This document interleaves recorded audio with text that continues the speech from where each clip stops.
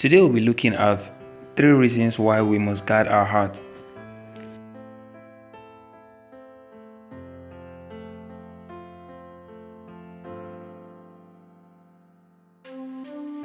Your heart is the most important leadership tool you have. It is not your experience, knowledge, or skills. It is your heart that matters most of all. Above all else, guide your heart, for it is the wellspring of life. Proverbs 4, verse 23. Firstly, you need to know your heart is extremely valuable. We don't guard worthless things. Your heart is the essence of who you are. It is your authentic self, the core of your being. It is where all your dreams, your desires, and your passions live. It is a part of you that connects with God and other people.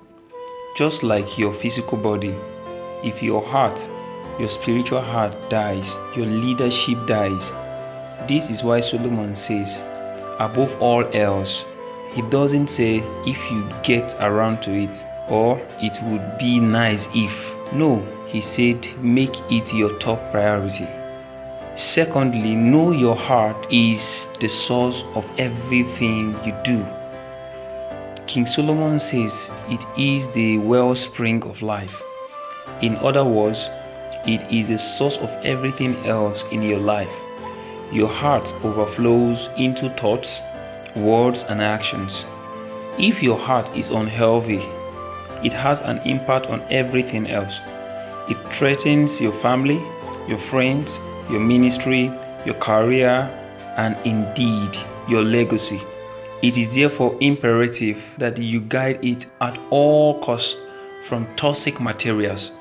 Thirdly, know your heart is under constant attack. When Solomon says to guide your heart, he implies that you are living in a combat zone, one in which there are casualties.